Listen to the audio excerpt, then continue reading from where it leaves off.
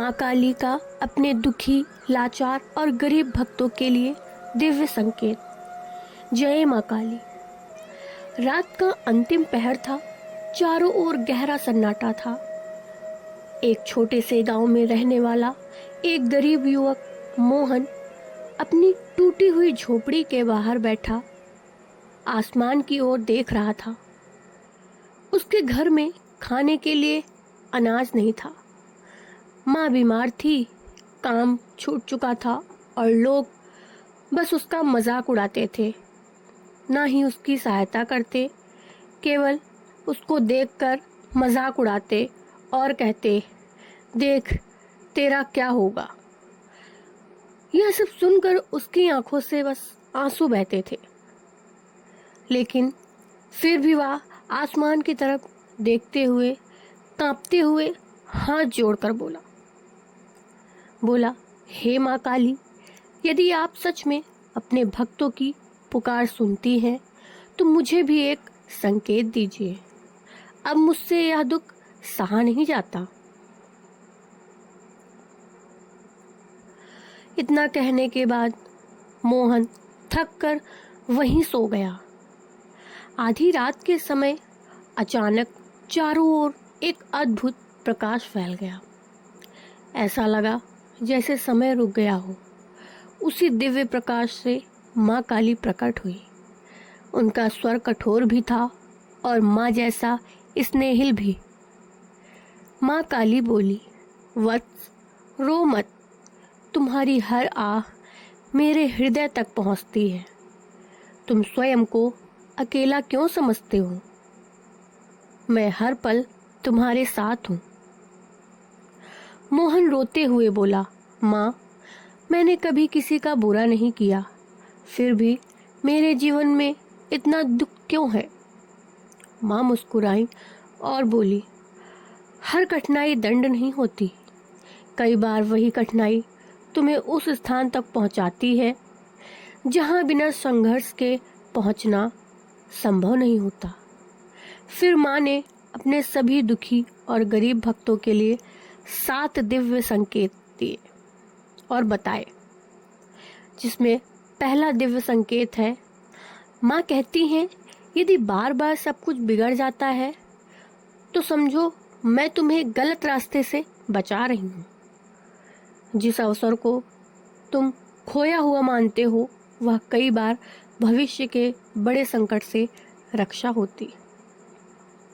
माँ ने दूसरा संकेत बताया, यदि पूरी दुनिया साथ छोड़ दे तो घबराना मत।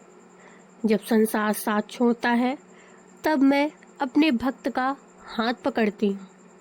मेरा सहारा दिखाई नहीं देता, लेकिन कभी टूटता नहीं।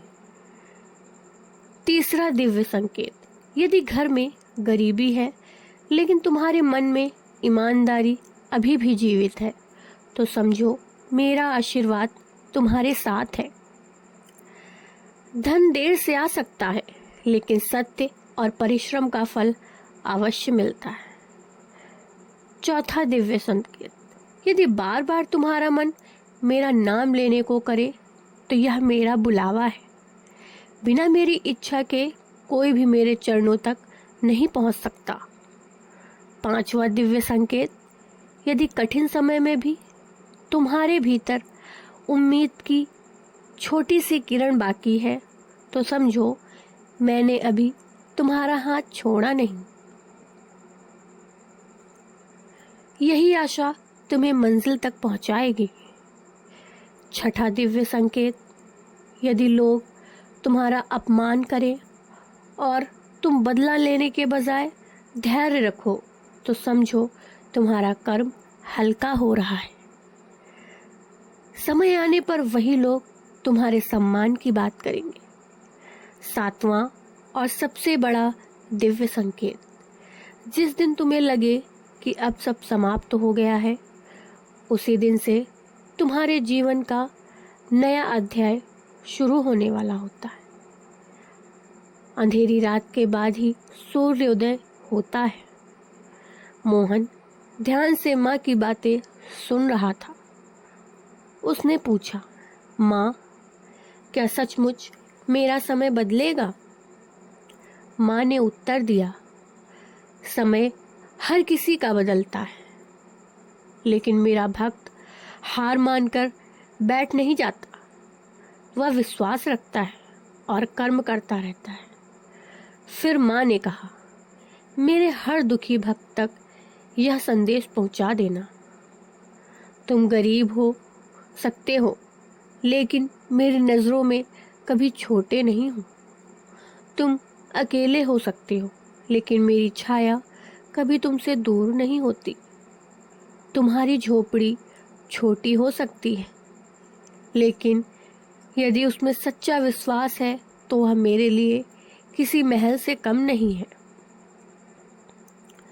माँ ने आगे कहा, सुबह उठकर मेरा स्मरण करो, किसी भूखे को भोजन कराओ, यदि संभव हो किसी का दिल मत दुखाओ, मेहनत मत छोड़ो और अपने मन से यह वाक्य कभी मत हटाना, माँ काली मेरे साथ है। इतना कहते ही दिव्य प्रकाश धीरे धीरे विलीन होने लगा। सुबह जब मोहन की आंख खुली तो उसका जीवन अभी भी वही था।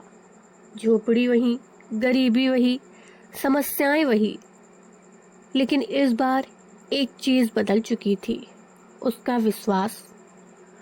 वह निराश नहीं था। उसने पूरे मन से मेहनत शुरू की। कुछ समय बाद उसे काम मिला, माँ का इलाज हुआ, धीरे धीरे उसका घर संभलने लगा। तब उसे समझ आया कि माँ ने रातों रात चमत्कार नहीं किया था, बल्कि उसके भीतर वह साहस जगा दिया था जिससे उसका जीवन बदल सका। और माँ काली आज भी अपने हर भक्त से यही कहती हैं, डरो मत, तुम्हारे आंसू व्यर्थ नहीं जाएंगे, तुम्हारी मेहनत